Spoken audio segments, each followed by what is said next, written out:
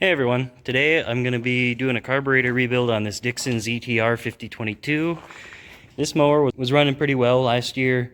It had a few hiccups here and there though, and I wanted to rebuild the carburetor because it's old, probably has never been rebuilt. So I'm going to do that today, and I'm going to take you guys along for the ride. So let's get started. Now this mower has a Kohler engine. It is model CV22, 624cc twin. Pretty average for what a lot of zero-turn mowers will have. Most of the carburetors out there probably come apart the same way this one does, so hopefully what I show you today will be applicable to your situation. Okay, I'm going to pull this air filter off, and usually there's a plastic cover over this air filter, but I had that removed. I haven't put it back on yet, so I don't even need to take it off.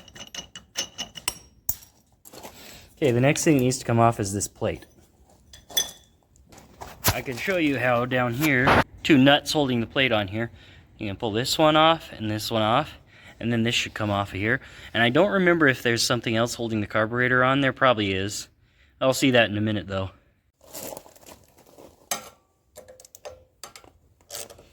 And on this carburetor, those two nuts are 10 millimeter.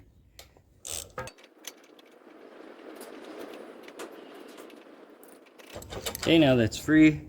I'm going to take this vacuum line off. Actually, this comes out of here pretty easily. So, there we go. Unplug this breather filter from the head cover. And then next I'm going to have to pull off this fuel line right here from the carburetor fuel inlet.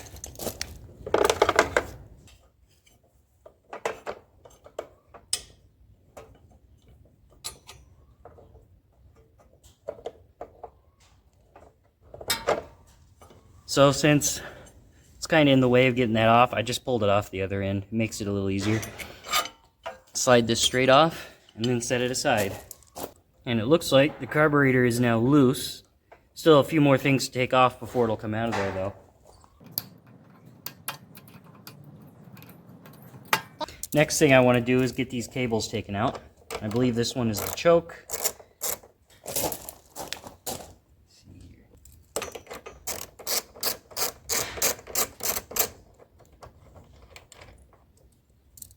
Okay, now with the choke cable out of there, I'm going to just put this back in the hole it came from, so again, it doesn't get lost while I'm doing this. Okay, I can take the choke out of the plate now. Okay, so I also pulled this off, but my camera quit, so I lost the footage. Just two Phillips screws to get that off. Now I need to get this metal shield off as well in order to get the carburetor past it. So I'm going to take this bolt out.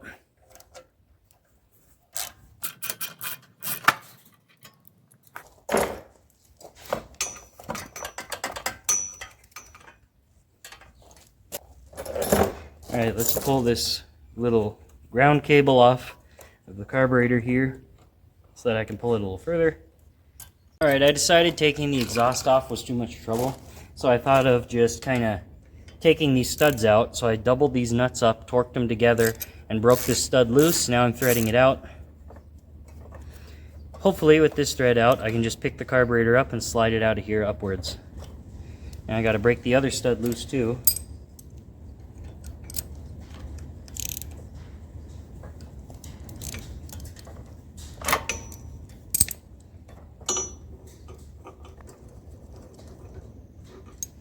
Alright, let's tighten this one down up against that one, and then loosen the other one out, and it should break the stud loose, hopefully.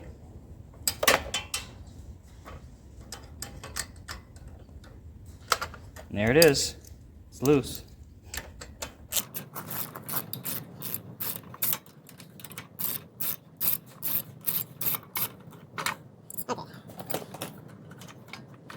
Slide these studs out of here.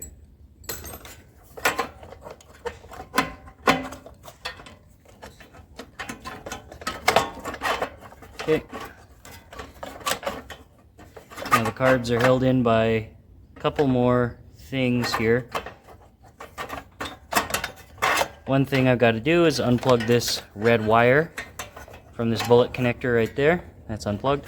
Now I can slide the carburetor off of the actual throttle shaft, which has a small spring here that needs to be slid out. So let me do that. Got the spring slid out, and then I just pivot it off the shaft like I did with the choke earlier.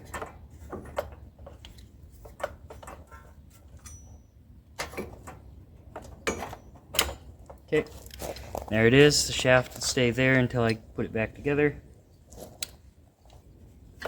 Here's my little homemade gasket that was back there. So we've got ourselves a free carburetor. Let's bring it to the workbench and see what we can do. I think first thing I want to take off of here is going to be the bowl. And I believe the only thing holding the bowl on at this point is this on the bottom here.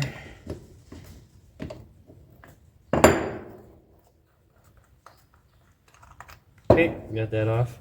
And this is the fuel shutoff solenoid with the main jet for the carburetor and the end of it. I'll look at that more in depth in a little bit here. Now I just have to pull those two vacuum lines off. I'm going to set these two vacuum lines aside. I might end up needing to replace them. I don't have any vacuum line this size on hand though, so hopefully I don't have to replace those. There's a tiny little bit of dirty stuff in the bowl here. Not much, just a few scraps. To tell the truth, what I should have done before taking this apart was took it over to the air compressor and blew all this nasty buildup of grass and dirt and dust off the outside of it. At least all of it that would come off anyway, because now some of it's going to get inside there, but it'll be okay because I'm going to clean this anyway, so why not? Okay, so I'm also going to pull these screws out.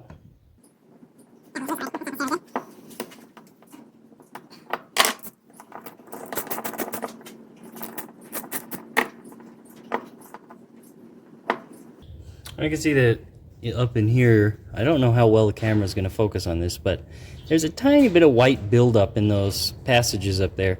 Doesn't look too bad, but it's probably worth cleaning out of there. And I believe my carburetor rebuild kit, yeah, it came with a new one of these, so I don't need to worry about the fact this gasket is all delaminated now. Now I can see straight through this jet up here and through this one, so I'm going to leave them in place, blow carburetor cleaner through them, but they shouldn't need to come out.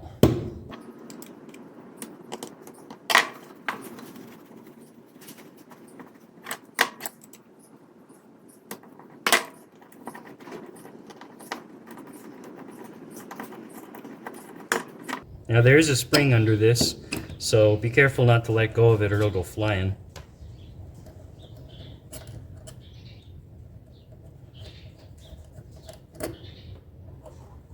Okay, there it is. Oh boy, that diaphragm doesn't feel good. I don't know for sure if this was causing me any issues, but it honestly should have been, considering how bad this diaphragm is. Ooh, that's pretty awful. It's really thick and doesn't want to move very well. I'm betting the new diaphragm is going to be a lot softer than that, and we'll see that in a minute. All right, let's see if I can pull this C-clip out of there. Circlip, I mean, sorry.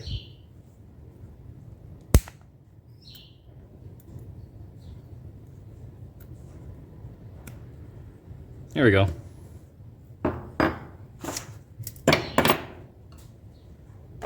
Looks like the rebuild kit came with a new one of those clips too, just in case the old one was damaged, so that's nice. Okay, now have to remember the order these things came out of here in. It looks like that's the only other thing in there. Directly under the clip was this little rubber seal here. Okay, it looks like it's completely torn down now. So I'm going to do some cleaning on it.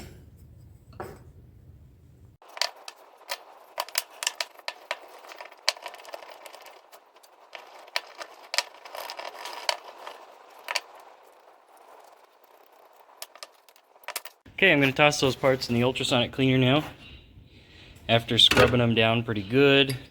Hopefully it's just full of hot water and soap. Hopefully it'll break down the grease that's on the surface and clean the carb up nicely. If the inside of the carb were dirty, I'd be squirting it out with chemical carburetor cleaner from the hardware store first. But it was incredibly clean in there, so I don't think it's going to need that. I'm just going to give it a nice wash in this hot soapy water, hopefully to get all the nastiness off the outside and anything that got in while I was working on it. Then I'm going to take it over to the Quonset and I'm going to blast it out with compressed air. So I think that's all it's going to take, and then I can put it back together with my new seals and gaskets here. So let's see.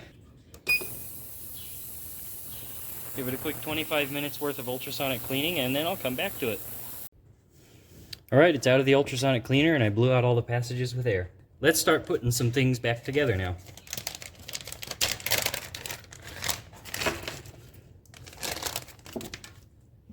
Okay, good. So it looks like this rebuild kit came with some new vacuum line too. I didn't realize it was gonna. That is good. And it came with zip ties to make the vacuum line hold tight. You can see the shorter piece, well, the original shorter piece had zip ties on it. I think I'm gonna start by putting this back together with the little check valve inside there with the circlip on top of it.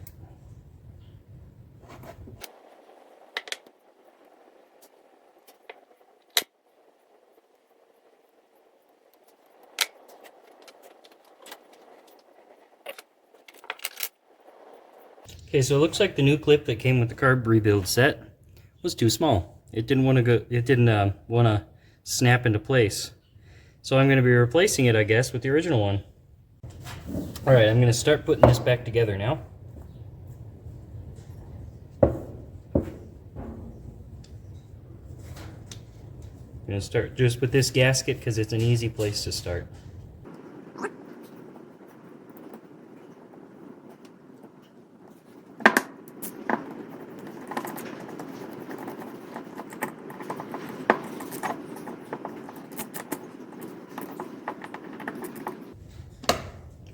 Alright, now I'm going to try to get this seal out of here with a pick.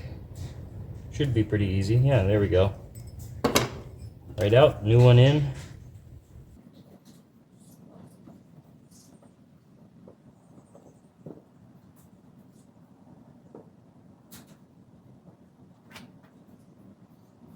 Okay, I'm going to put in this new float and needle.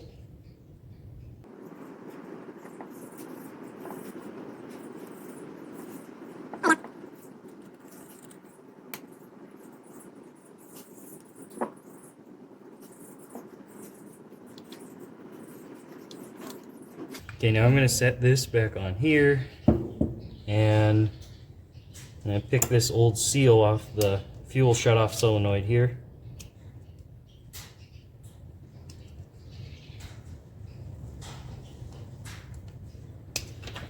Oh. Alright, I am going to put this new seal on the fuel shutoff solenoid here and thread it in there.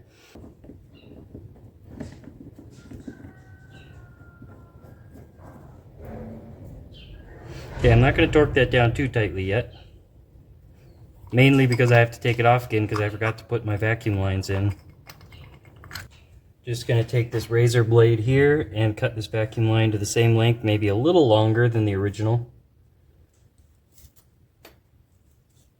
And set that aside. Put it on here.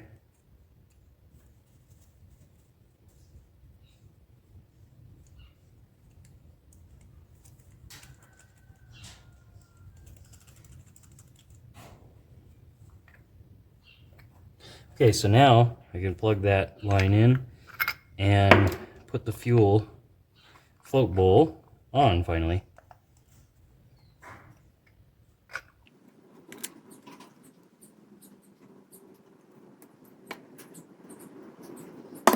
Now I'm gonna put these zip ties on here like it was originally.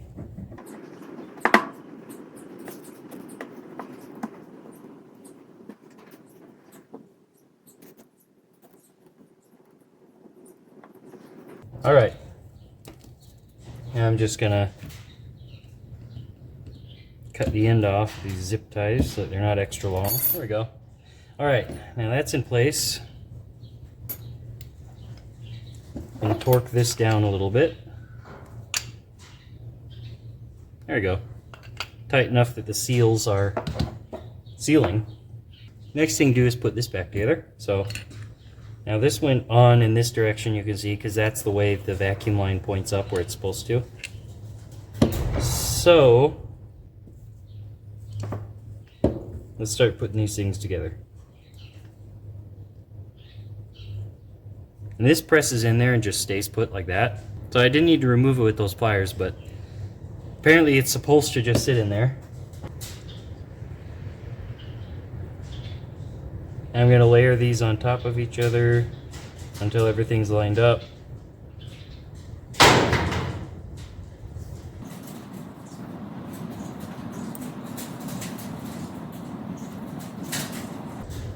This isn't going to be easy necessarily.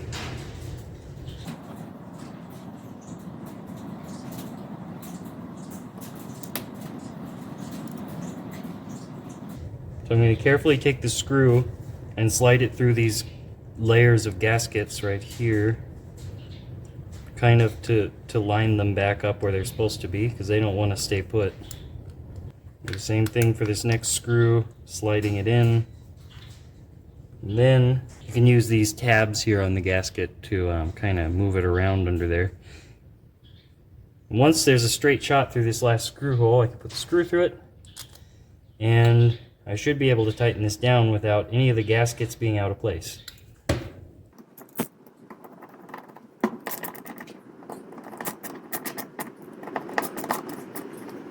So I've said this in quite a few of my videos before.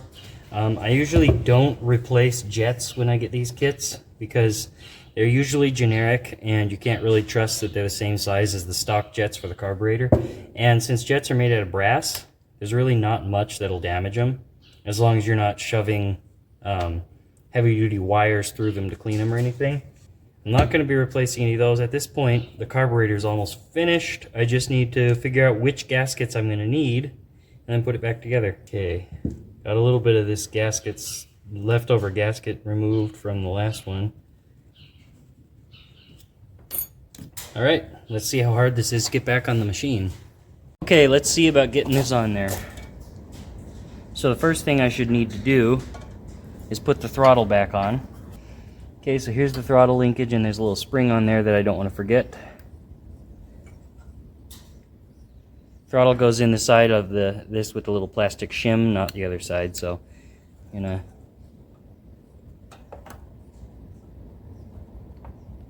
put the carburetor on here and slide it through this throttle shaft. And then there's a tiny hole underneath that the spring stretches to and hooks into. So I'm going to stretch the spring into that hole, and there it goes, almost.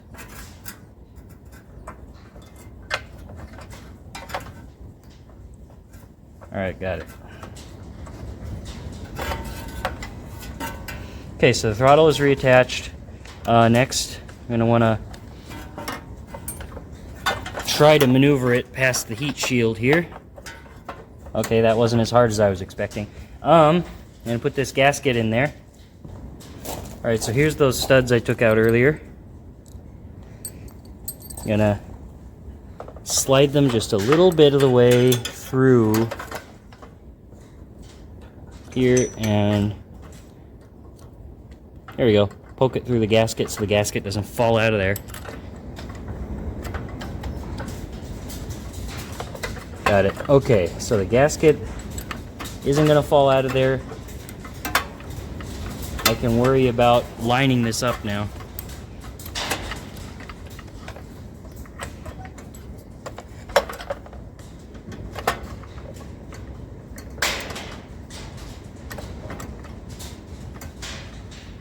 Okay, got it lined up. Now I just gotta turn those studs in until they bottom out. But before I do anything else, I don't want to forget this. I'm gonna plug in this fuel shutoff solenoid back here behind the heat shield onto this bullet connector right here. I don't know how well you guys can see it. You can see it, I guess.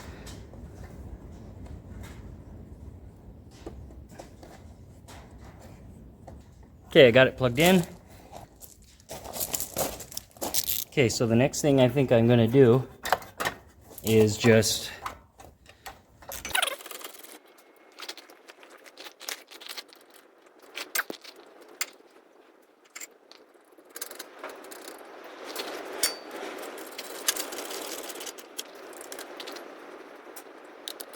Alright, now I'm gonna slide this gasket on there. Okay, can't forget to ground this out.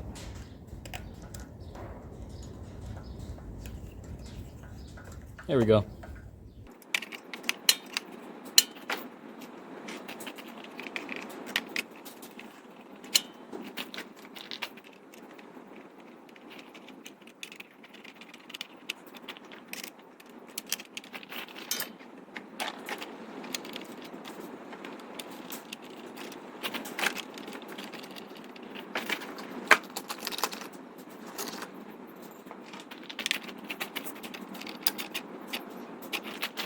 Okay, choke is back hooked up.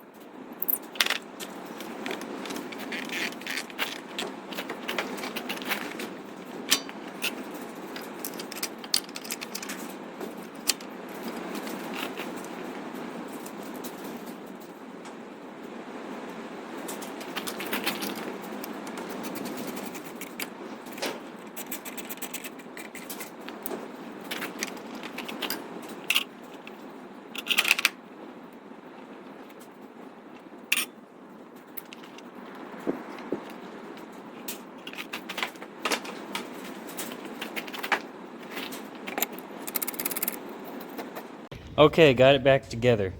Now, I think I'm just gonna start it up, make sure it runs okay. Battery is a little low, so it's cranking pretty slow there. Got the charger on it though.